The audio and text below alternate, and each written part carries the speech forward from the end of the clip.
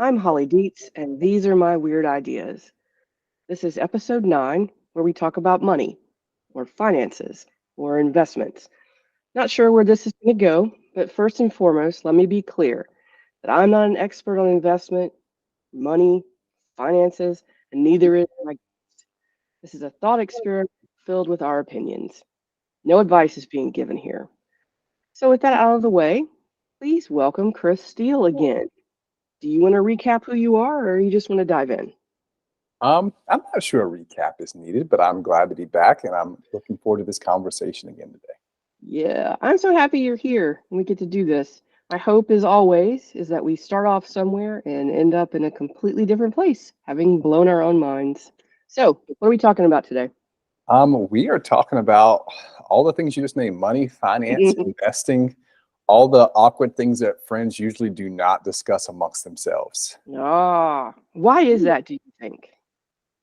I think there's some level of like fear that you're going to find out that the people that you respect or are closest to are further along, or they're judging your choices, your options, things like that. Do you think there's more of a fear that people find out that they're further along, or that people find out that they don't have enough? Do you think it Um, matters?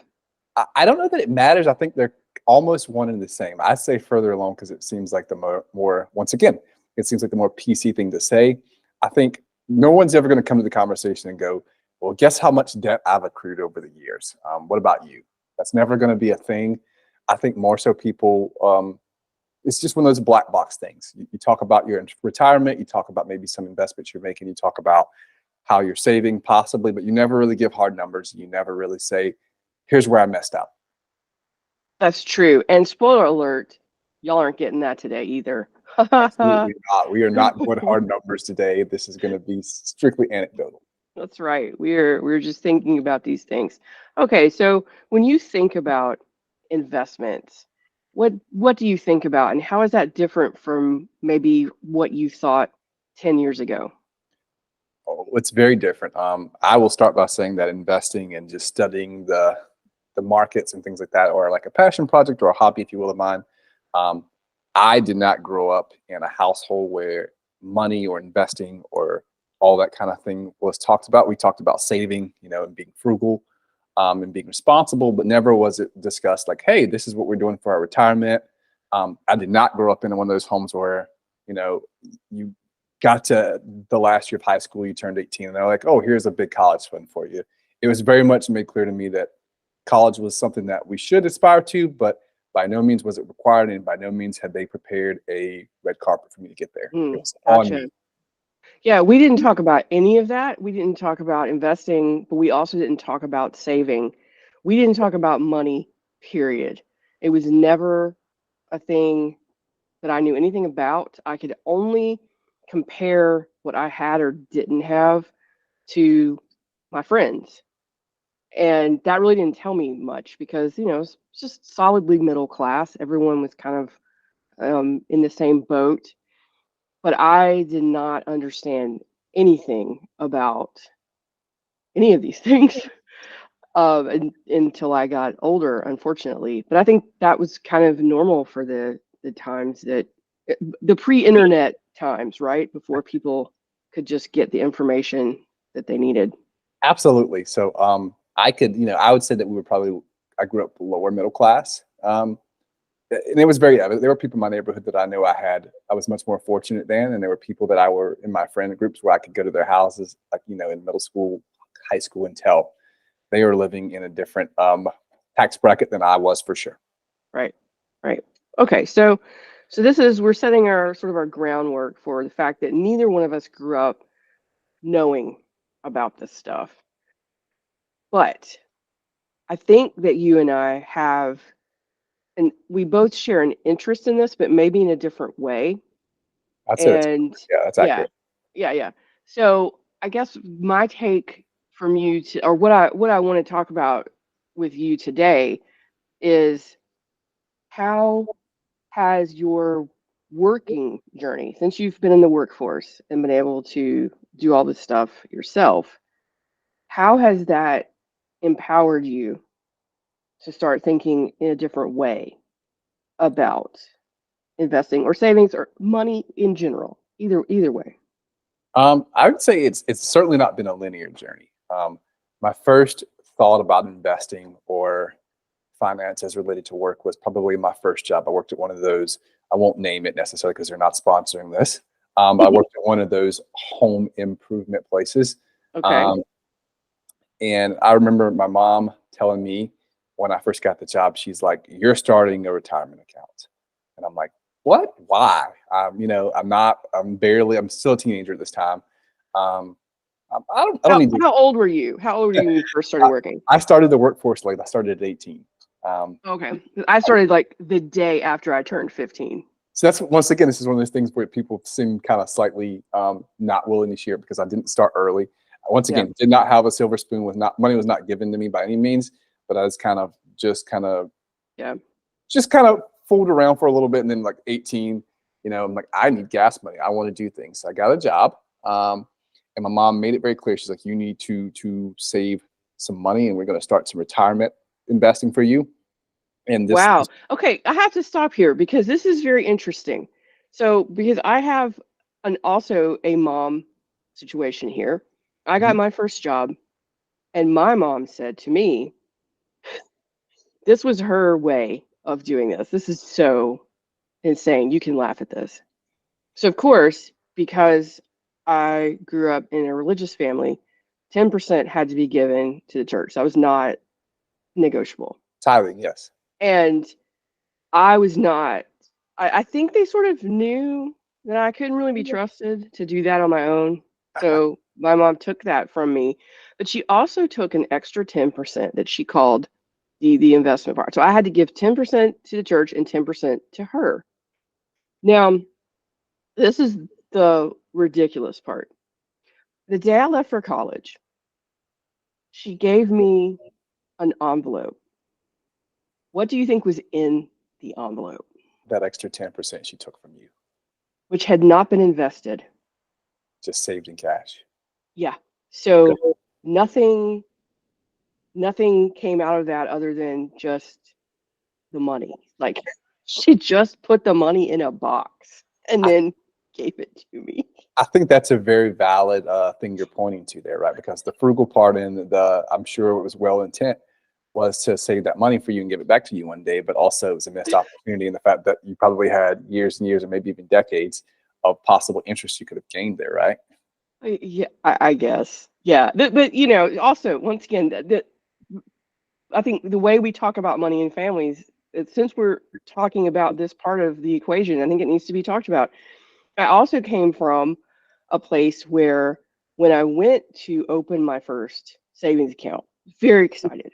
I don't remember exactly how old I was, 8 maybe. I was probably younger. Wow. We go to the bank to open the account, and I felt like I was in, a movie. In the movie of my life, I was a grown up, and this was a very big step. So it goes through the whole process, and they give me the little passbook, and I'm, beyond. We're walking to the car, and my mom says to me, I just want you to understand that you can't do anything with this account without me signing off on it. She's the signet, my parents were the signatories, Yeah. they had to sign for stuff. Yeah. And then she said, you know, I have complete access to this. Just want you to know. And I will tell you what happened. I never put a dime in that account. She kind of killed all the freedom you thought you had gained from that. Yeah, it was she's letting me know your money is not yours. And if you put it there, it's not safe. So I started learning lessons really early on So basically, your about mom was the U.S. government. I learned really quickly that if I had anything, I needed to hide it. And so I did. And that was what I always had money because I always had ways of making money, even as a little kid. I'm not gonna say I was like a hustler, but I always could But you turn kind of were, something in. right? I mean, I was. I don't want to go into that, but I made money. I always had money. not a lot of money, but I never really thought about it. It was just like I had money and I kept it in a box and I kept it hidden because, it could have been earning interest, but I was scared of the whole thing. So then you fast forward to age 15 when I'm actually making money, the real way, the regular way, and still I'm being told you are going to give over a certain percentage of this money and you don't know where it's going. I mean, honestly, I never thought I'd see that extra 10% ever again. It was a shock to me when I had this envelope of cash. But anyway, so we've got these parental figures who are treating this completely different ways. Your mom was like, we're going to invest. You're going to, like she was giving you solid advice. Yes. So she gave me solid advice, and she still gave me the freedom, because she never said you have to invest this percentage or this amount. She made it clear that, this was a company that's very reputable, obviously. So it was like, hey, you're going to buy, when they offer you, I think it's like, 30 or 90 days after working there, you can buy the company stock at a discounted rate. So Okay. she's like, you're going to invest in this company, and you're going to put it in, I guess, essentially a 401k, right? Okay. Um, and let's be clear, this story does not have the happy ending you would hope for. Oh, yeah, I knew it. It didn't. It Yeah, I did was. not. Yeah, oh, Um, yeah. so I did this. I worked there for about 3 or 4 years, got ready to go off to college, forgot completely about this 401k. You know the story, broke college kid, Hmm. working part-time. I get this letter in the mail one day that says, hey, Mr. Steele, you have this much money here, and you haven't, it hasn't been touched in a while. You have two options. You can roll it over into an IRA, or you can cash it out. You know what broke college kid did. I know. I I know. cashed it out, took that big penalty hit, and took what was left, and had a great time with it. And to this day, I regret that decision, because I think of what could have been. Now, 20-something-year-old me was like, yeah, this is a great idea. I'm so glad I put that money away. And even though they stole a certain percentage of it, um, I still Yeah. had something there. But looking back now, I really wish I would have rolled it over and just kept it money. Okay. Good. That's true. But I think that you were able to learn a really valuable lesson with probably a smaller amount of money than most people have to learn that lesson with. You're definitely right in that aspect, because it was not a ton of money. It was a few thousands of dollars. It wasn't a Yeah. massive I amount. mean, to you is I'm not discounting the fact that it was Oh, real not at money to all. you. I don't mean that. Yeah, not at all. I'm just saying, like, it was an okay amount, and what it could have been had I let it sit for a couple of decades would have been more, impressive. But the point being is, I learned about delayed gratification versus, kind of getting what you want now. That Yeah. was the lesson that I learned from the whole situation. Right. Now, is that something that you think it has gotten easier for people with all the technology we have now, with the internet, with all the finance stuff, with all of the, I'm going to put this in quotation marks in my head because you know how I feel about influencers, with people who are giving us, also in quotation marks, advice on things. Do you think that people are learning, like, are they still learning delayed gratification, or have we sort of morphed into, I don't know what we've morphed into, but like, I want your thoughts about this. Sure. I wouldn't say that we necessarily learned more about delayed gratification. I would say there's been a shift in how you do it now. With the rise of these apps like, let's call it like Stash or Robinhood or M1 Finance, that kind of gamify investing, I think we've Hmm. we've shifted the mindset in how you think about investing. Because before, it was like, you work a job, you go put some money in a 401k, like, you just set it, forget it kind of situation. If you're really into it, then maybe you do something outside of that, like an IRA or a brokerage. And once again, you set the thing and you forget it. You talk to your financial advisor 3 or 4 times a year, and that's it. With the rise of certain apps where they have some really simplified, like, graphs and charts, they have obviously things like auto drafting out money to put in there. You have access to fractional shares if you're buying stock. You've made it a lot easier. It's still some immediate gratification in seeing growth, because before, back in the day when I was, super young, and you looked at stocks, like, there was no such thing as a fractional share. Yeah, whatever a share of a stock costs, That's what you, it costs. you saved that, you bought one share, and you did it all over again. Where now you can buy fractional shares of your favorite stocks. If you want to buy Amazon, you want to buy Apple, you can buy as little as $1 worth of that, or probably less. And you just keep doing that until you get a whole share. So it's just shifted the mindset is my thought process on it. Yeah. We still haven't learned the patience of what it takes to long term, because people don't truly look 20 years or 40 years down the road. Okay, I agreed, but also I know that things are so different now than when I was, let's say, 23, starting out in like being an adult, owning a house, starting that whole road of, being an adult, whatever. And I don't think that a lot of folks who are in their 20s right now even can fathom that kind of stuff, because the world we live in is so different. And so, like, when my parents were starting out and they were investing, which was, either 401ks or pensions, there was, not that many alternatives for just regular middle class people who didn't have a stockbroker or whatever, Sure. It's like you said, the conventional wisdom was you do the thing, you work the job, you retire at a certain age, your nest egg has grown to a certain amount, you hopefully won't outlive it, the end. And then when I was starting to do that, the conventional wisdom was kind of the same, It was you just work your job, you put away your money, and then at some point you retire, whatever. I'm not sure that that's the way people think anymore. And please correct me if I'm wrong, because it's, I'm not necessarily hanging out with the cool kids these days. But do you think that there's been a shift in the way people think about how they want to live the next 40 years of their lives, assuming that they're given that much time? Oh, 100%. There's been a shift for sure, no doubt. And let's be clear, I am not the youngest person out there in this game by any means. But even the people I talk to my age and a little younger, a couple of things to address in what you just said. First of all, home ownership has such a barrier now, right? Yeah. Mortgage rates are high, very high. At the time we were recording this, I think the average is like 7.5% to get a mortgage, right? Yes. Second of all, and there's other things in the real estate market that affect that as well. Second of all, you have things like the FIRE movement, right? Like financial independence, retire early.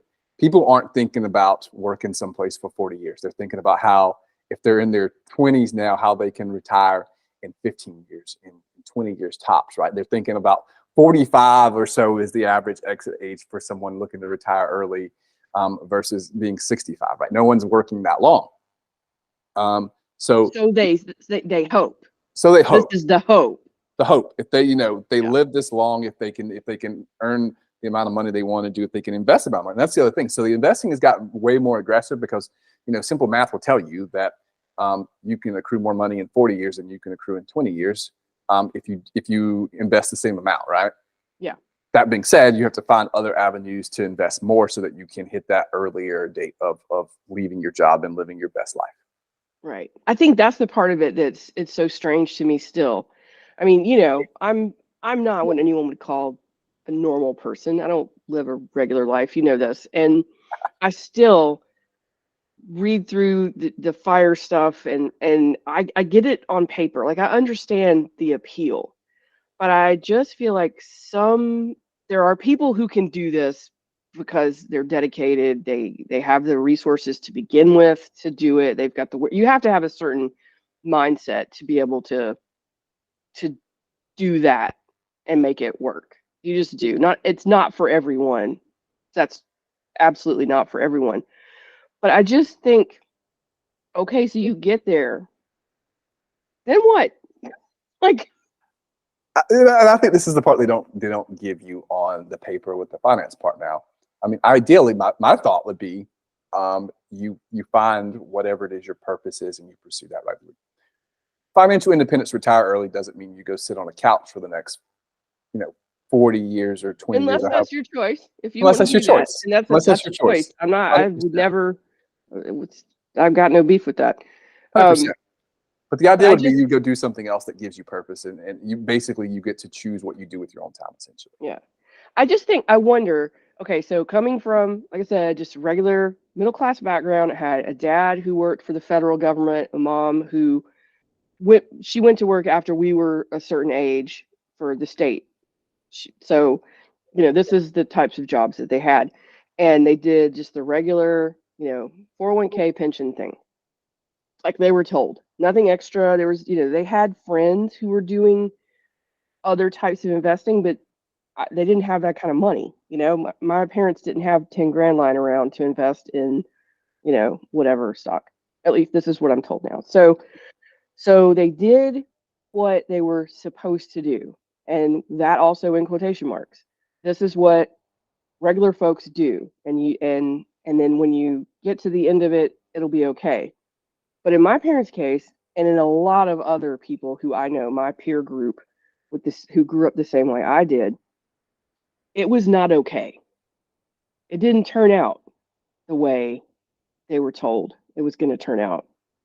And I wonder what the gotcha is for some of this stuff that people are doing now that they're like, oh, wow, yeah, oops, didn't think about that. What's that going to be?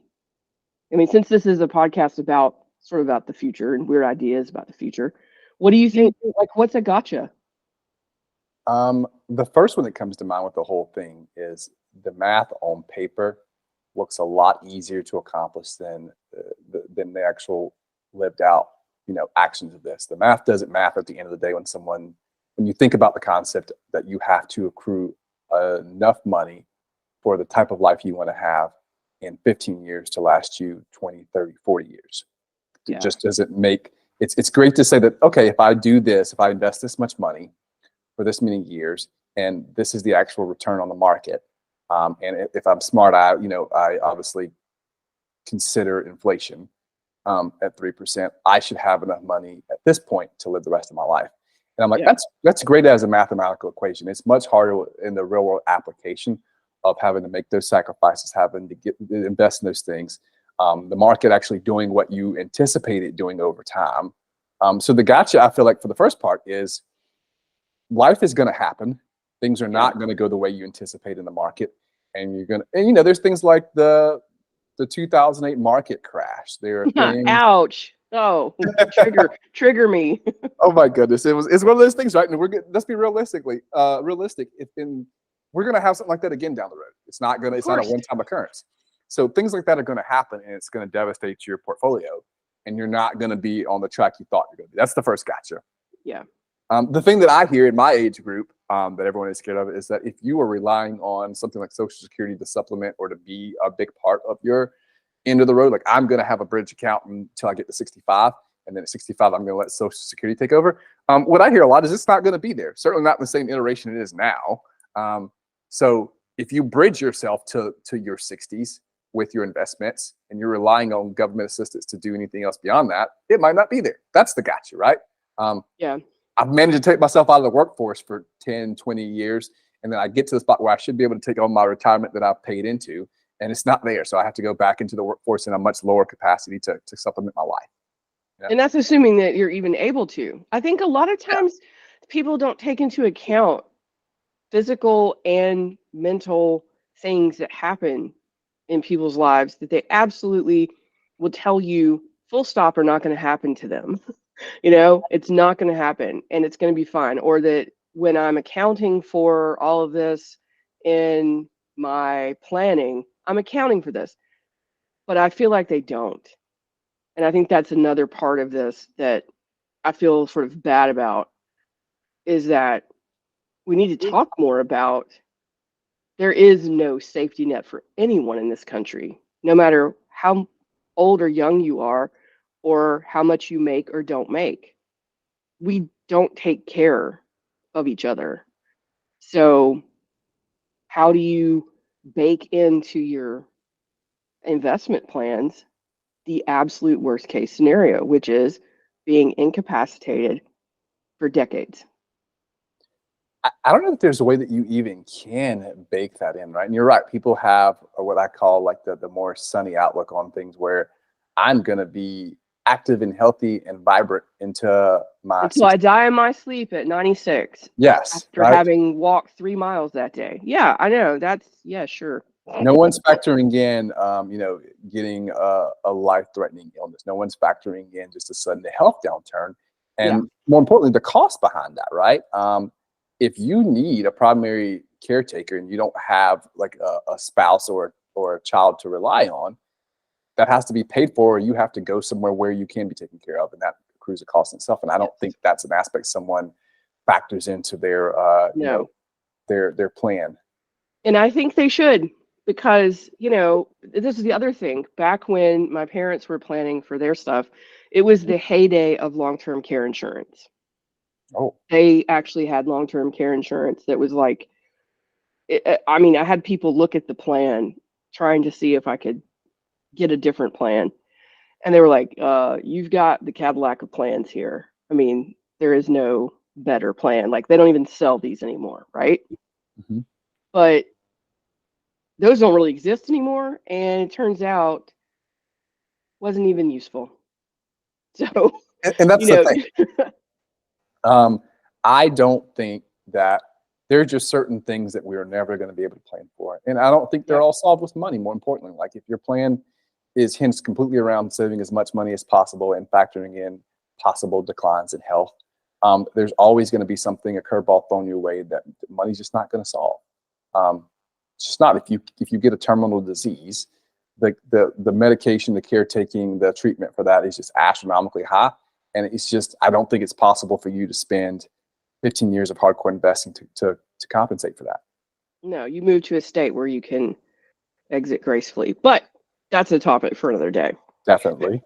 But yeah, I think that I really do. I think that as part of the conversation that we're not having already about money and finances and investing, that the whole life aspect of it needs to be talked about. And I think that it's disingenuous for people to just talk about the upward trajectory of your portfolio and not at least mention the fact that, hey, do you have plans in place for, if X, Y, and Z happens? Because I think if you don't at least talk about it, then you're no better off than the people in the 70s and 80s with their, tiny 401ks and pensions and nothing else. Agreed. And I'm glad you said that, because I want to shift just a little bit with you as we talk about that, because like you said, back then it was 401ks, pensions most commonly, if you were really into it, 401ks or an IRA to supplement that pension.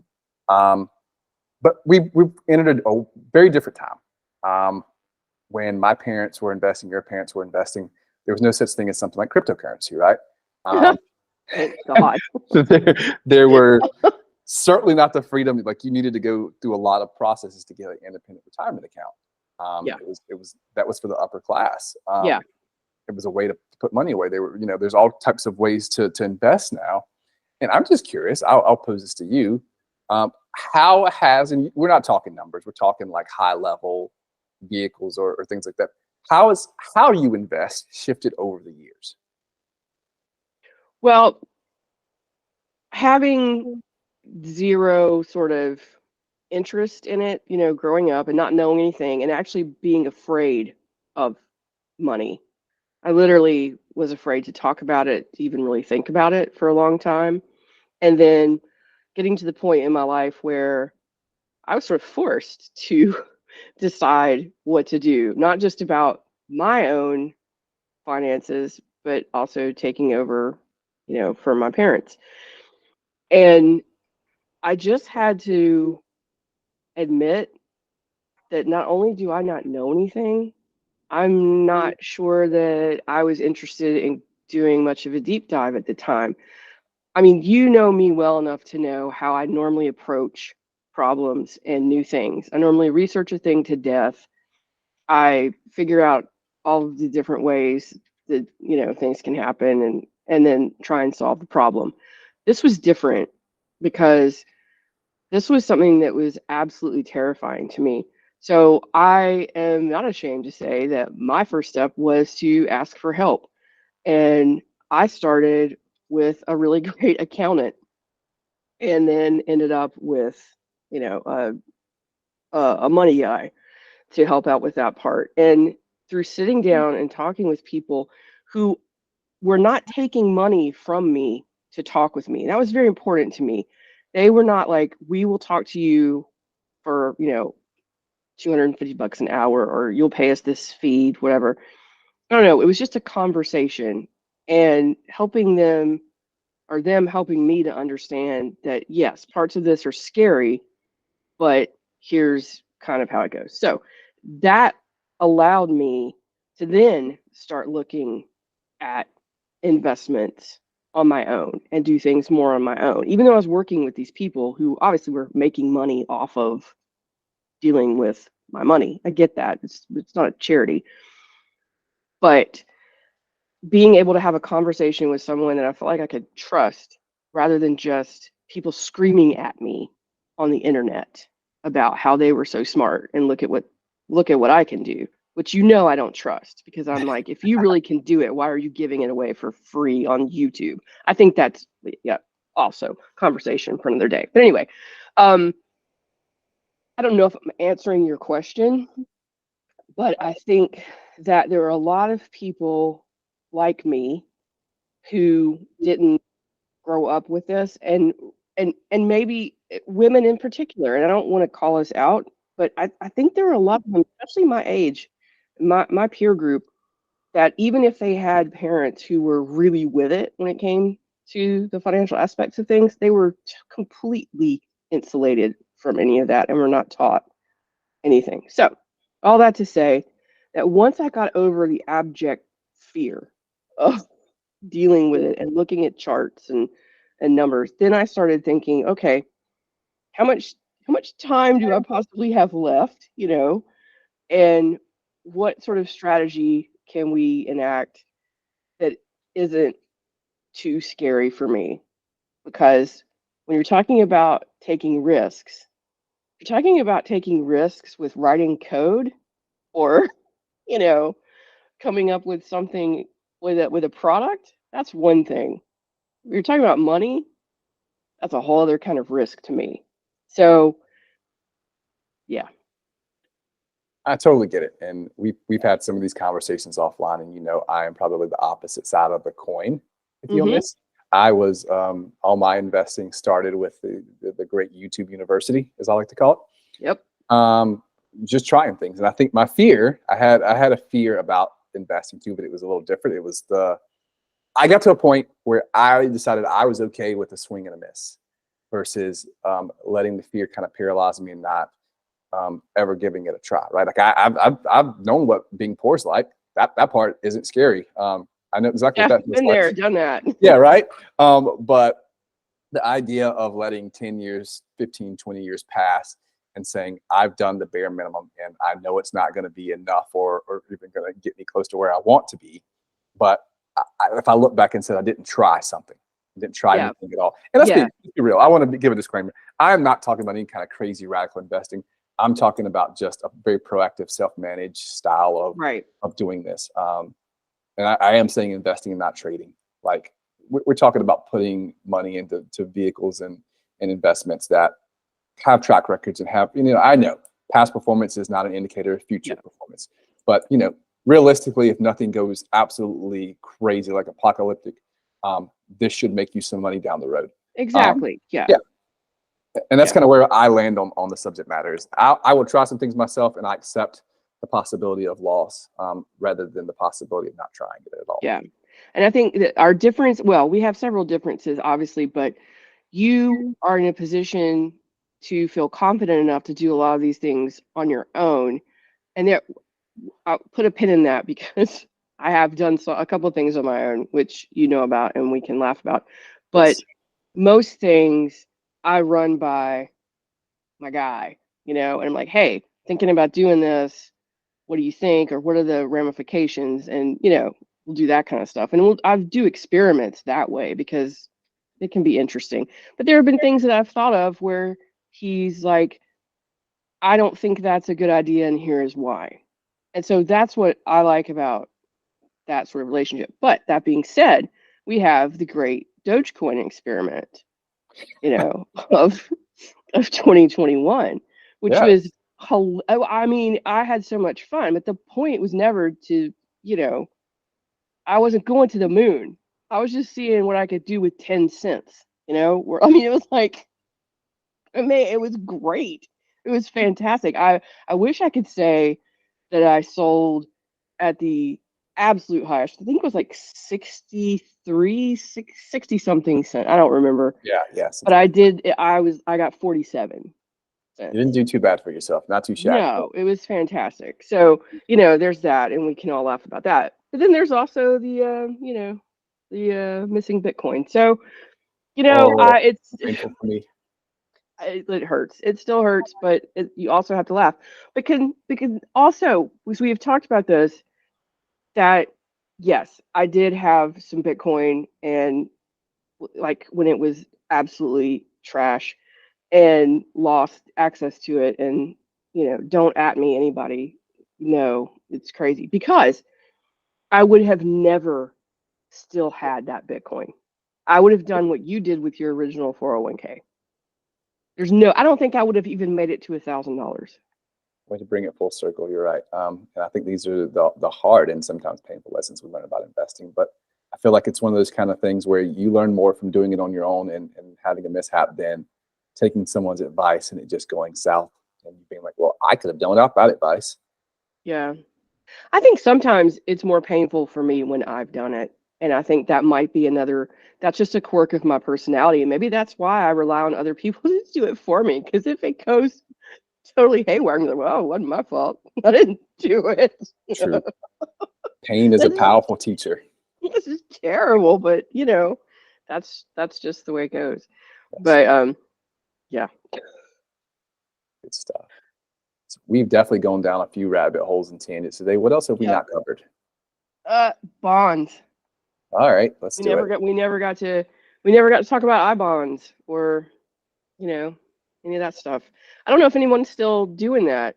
I'm not going to say like I bonds were the Dogecoin of Treasury, but it felt like it kind of at the time.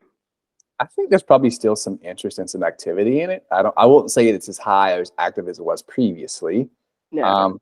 But let's be clear, if you go to, and here's another thing about my, I guess, age group is, or anybody investing with some of these crazy apps now, is you can do a robo investor. And I tested it out a few years ago. I know I'm a late adapter to the whole like robo investor thing, but the allocations they make are quite simple and pretty straightforward. And one of the major ones you'll see in every single brokerage account is bonds. Always. Yep. Always. Yep. Well, they say they make sense at a certain time and then they don't anymore. And you have to, I don't know. This is where it's like, because it's something that literally will affect my future in a very tangible way. I think that's why I get so freaked out about it. Because I just go, so much information and there's too much to know. And oh my God, am I doing this right? What happens? I'm going to live in a cardboard box, that sort of stuff. I go completely just out of bounds with it. But at the same time, I like you, I don't want to look back 20 years from now and say, wow, I could have done so much better, but I was afraid. I think that's a very great way to put it. The fear of it's not FOMO because I'm not missing out. It's the fear of not even getting an attempt. Because if I attempted it and I failed, then I've still gotten an answer on my question, right? Right. But not trying at all is the thing that I deemed early in my investing life was an unacceptable thing. Not taking any action on my own behalf was something I couldn't live with. Well, we really didn't go into the future of stuff or how things could be weird and get weirder. And maybe next time we can do that. Next time. I feel like there needs to be a part 2 of this conversation for sure. Just have the ongoing conversation of stuff. But yeah, there's so much more we could say here about what we think is going to happen. It seemed at the time when the internet first came out, if you had said, E-Trade was going to be a thing and regular folks could just sit at their computers and trade stocks, or before the iPhone came out, if you had said there's going to be this app and it's going to be called Robinhood and that you can just do this thing from your classroom or your desk or whatever, it would have seemed very futuristic at the time, because growing up, you just had mostly dudes sitting at Bloomberg terminals, right? Right. So I think it would be interesting if you and I think about for maybe next time or part of next time, what does that kind of stuff look like 20 years from now? I don't know. Maybe something to ponder. Definitely a great conversation to have, and I'm looking forward to that conversation. All right. Well, I think we will call it here. And once again, thank you so much for hanging out with me today. I really appreciate your time. It's always a pleasure. All right. So if you have listened to this all the way through, very, very huge thanks and much appreciation for that. So wherever you are, whether it's morning, afternoon, or night, we send you good wishes and we will see you next time.